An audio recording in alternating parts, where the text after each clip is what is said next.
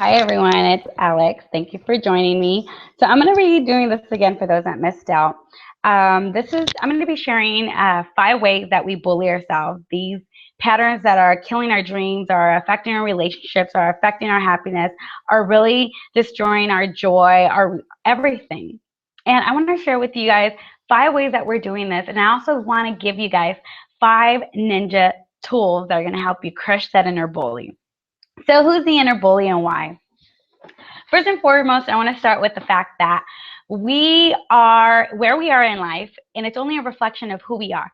So what we've created in our life, whether you like it or not, be mindful that this is what you've created. And a lot of what we've created in our life is solely a reflection of the things that we think and that we feel about ourselves.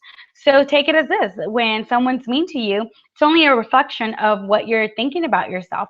And many of the times we are on this robotic cyclical kind of lifestyle, like we're just surviving, we're not really thriving, we're only functioning on our 90% subconscious, and I'm 10% conscious, and then our subconscious is also implemented somewhere in there, but we're not paying attention to that.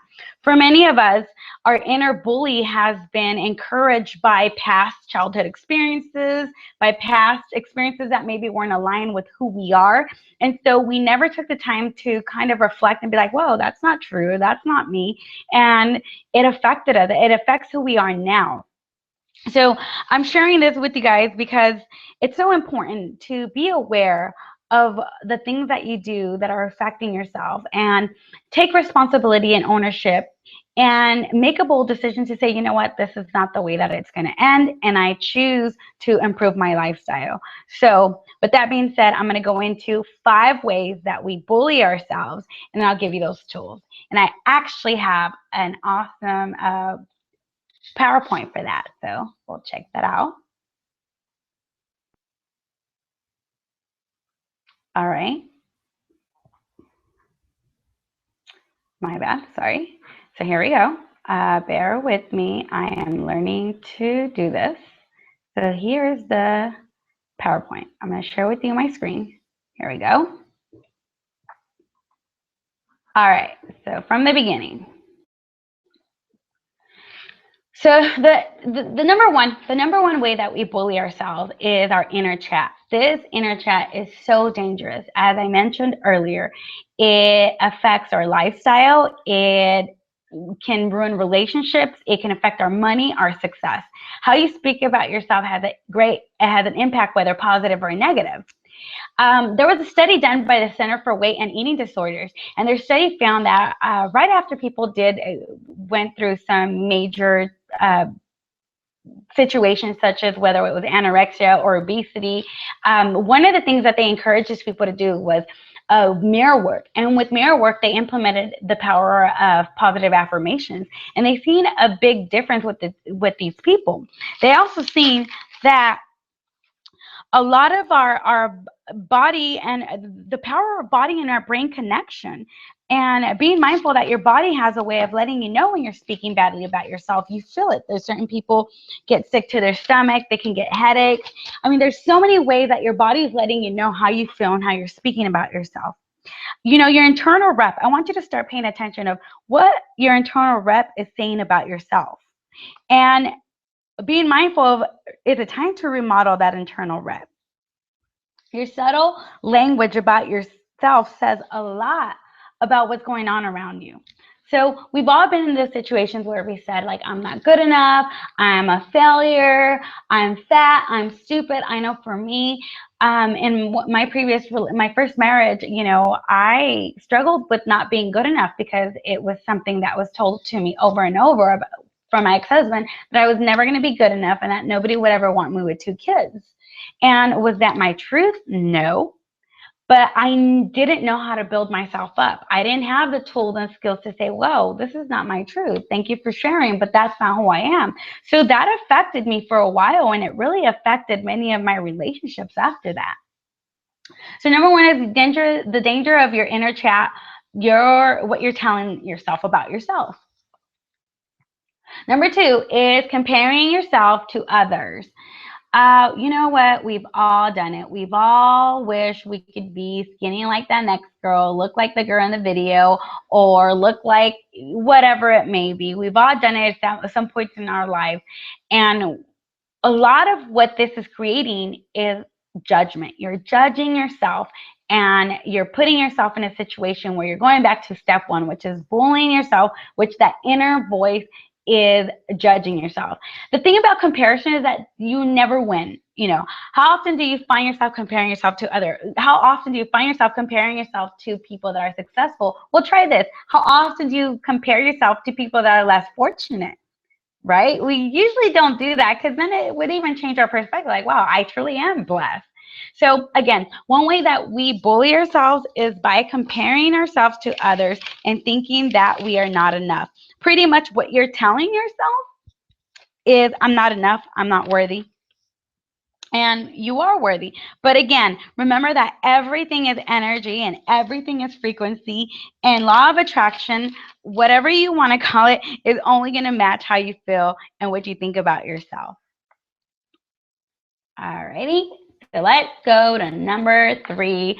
And this was one that I really struggled with a lot because of the fact that I always felt I needed validation, acceptance, and love. I needed people to want me, and I needed people to love me, and I needed the people to accept me. So the only way that I knew how to do that was by saying yes to everybody. And guess what I ended up doing? I ended up putting myself last. And so when it came time to, because I hit rock bottom, there's something about hitting rock bottom. When you're rock bottom, you really don't see it. But when you're consider yourself successful, and then you hit rock bottom, like, whoa, what's going on here? And that's what happened to me. The good thing is you don't have to wait to hit rock bottom to realize, wow, I'm putting myself last. I have been saying yes to everybody. I can't say no. And because of that, my own needs were never met.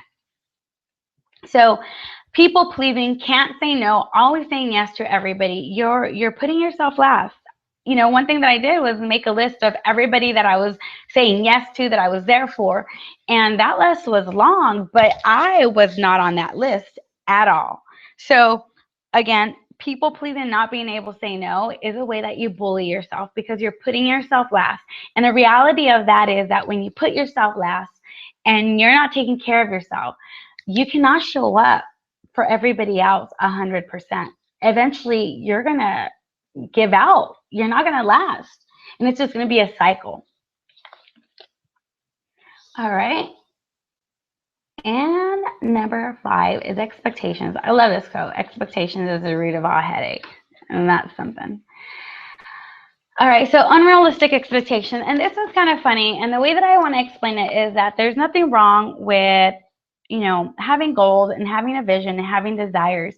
But I think where that we get caught up is being attached to the end result. So one of the things that unrealistic expectations about ourselves or about others is that it causes stress, frustration, disappointment, anger, irritation, all these feelings that really are off vibration. And all of these expectations, especially when most of the time things don't turn out the way we want them to, it takes us out of our wholeness. And it also causes conflict with other people. We build these expectations in our heads of how other people should be, how they should love me, how they should accept me, what they should say, how they should drive, all these things. But one thing is, according to whose truth, right? So this is kind of a way of being like, it's all about me, me, me. Yes, it is all about me, but is it really you, your wholeness, your true being, or is this the ego saying, oh, it's all about this, me, me, me? So being able to discern, is this the ego? Because when you're whole, there's no expectations. Again, you have your vision, you have the way that you want your life to be played out, but you're not attached. You see that last bullet point? You're not attached to the end result. And there's so much beauty in that because although you know how your life is going to turn out, yet the unknown is so juicy and delicious, and it's really exciting. And it also alleviates a lot of stress, frustration, disappointment, anger, irritation, all those interesting feelings. Not saying that you can't feel them, you can, but one way to eliminate feeling a lot of that is unrealistic expectations. Just, there's so many fantasies that we have about how people should treat us and how that should be. And again, I want to challenge you to ask this question, according to whose truth? Alrighty. So, and number 5, the last but not least, is not following your heart. You know, one of the ways that we put ourselves down is not by not going after what truly is in our heart. As cliche as that sounds, we are all here for a purpose. And that purpose that you have in your heart was given to you because you can fulfill it, and only you can fulfill it. And nobody else has that gift, and nobody else is going to fulfill it the way that you will. And by not honoring what you want to do, whether it's be the CEO of a company or the next Oprah or be the best cashier at Save Mart, whatever it is, if you're not showing up 100% and it's not making you happy, then you're off your vibration. I'm not saying go ahead and quit your job right now, or, you know, because realistically, is that going to cause happiness if you have bills? No, but you can start putting yourself on a more happy vibration. Like, you know, this is not the way it's going to always be. I have options of looking for another job. I have skills. I have an option of going back to school. I have an option, whatever that may be, you have options. And I want to encourage you guys to follow your heart, whatever desire that you have. Why are you not living it? And it doesn't mean that you have to go and act on it right now, but that is one way that you don't bully yourself, because you're not fully stepping into your truth, into your authenticity, into the person that you're meant to be here, because we all have a purpose. We all have a purpose here on earth, and that purpose is in your heart, and you know what it is. And sometimes we get carried away with, well, how is it going to be fulfilled? Or I don't have, you know what? Sometimes we get too caught up in like, how is it going to work out? And going back to what I shared in the expectations, be okay with the unknown, you know, be okay with the unknown. And you don't have to have it all ready right now to know how it's going to end up. Just take one step at a time, whatever that may be. Follow your heart. So again, the 5th way that we bully ourselves is by not following our heart's desire. All right, so now for the fun stuff. So how do you crush that inner bully? How are we going to eliminate this? Where is it going to completely eliminate? No, but you know, these tools, eventually you will get there. So number 1 is become aware of your thoughts. Just by becoming aware, there's so much power in awareness and knowing where you are and just observing it. Don't judge it. There's no judgment. I know for me, my first time, you know, not my first time, but when I first started to grasp all this, I was overwhelmed. I was like, oh my God, I am like negative Nancy of the world. And it became overwhelming, but you know, I had to practice and gain tools and techniques, and I hired a life coach, and it really helped me to just be kind and loving to myself and just be like, wow, this is interesting. I can change this though. So become aware of what you're thinking. Number 2 is accept where you are now. Be present where you are. This is where the power lies, is knowing where you're at and accepting that where you are right now is exactly where you need to be. And there's a gift in this. Number 3 is show yourself compassion and practice empowering self-talk. You know what? Be kind to yourself, because if you're not kind and loving to yourself, nobody else will. And one way to do this is by practicing some empowering self-talk. One way that you can do that is by standing in the mirror and saying, I am, and then whatever else, whether it's I am loving, I am fit, I am healthy, I am secure, I am whole, whatever it may be. I also want to challenge you to do it in a 3rd person. So for example, I would be, Alex, you got this. You're empowering. You're awesome, Alex. There's something about it, kind of tricks the mind, and it kind of, for lack of a better word, it's like the brain, it tends to believe it more. So do it. You can use the I ams, or empower yourself by being in a 3rd person. Kind of take yourself out and do it like if you were someone else telling yourself. And see what works for you. Number 4 is take responsibility for your emotions. You know what? There's no blaming. You know, it's time to stop blaming other people. It's time to start blaming our past, our parents, even yourself. You know, stop blaming and take ownership. Say, wow, this is what I've created, and I'm responsible for all this, and this is great because I get to change it now. So take responsibility for your emotions.